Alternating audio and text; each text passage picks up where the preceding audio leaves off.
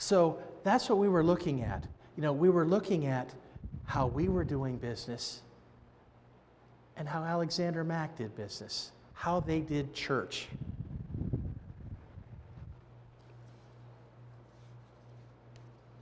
Now, I guess you guys are probably saying to me, well, that's nice. What does this really have to do with loving God? To me, it's everything. Because God told us in His commandment we are to love Him. We think when we see this, oh, this is what we should do. He's saying, no, this is what you will do. It's a commandment.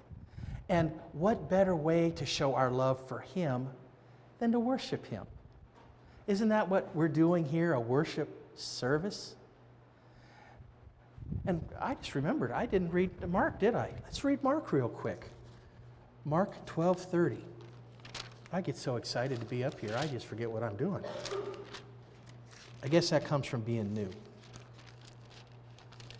Mark 12:30. Love your God with all your heart and with all your soul and with all your mind and with all your strength.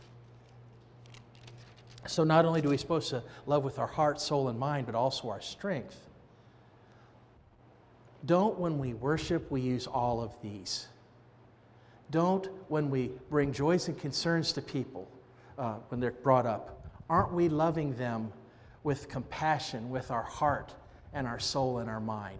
Don't, when we sing, isn't that our heart, soul, and our mind? And if we're singing with all we got like they did down there, with all your strength. And when you hear the sermon, isn't that about using your mind? And hopefully, if I'm touching you, your soul. Isn't worship loving God? Now, the next question is it better how we do it today in 2019 than Alexander Mack did it in 1729? I say no. They were just as effective in loving the Lord as we are today. They just did it differently. They did it differently with language and music and instruments, but none of it matters.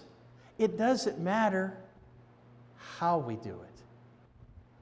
What matters is that we do it. Amen?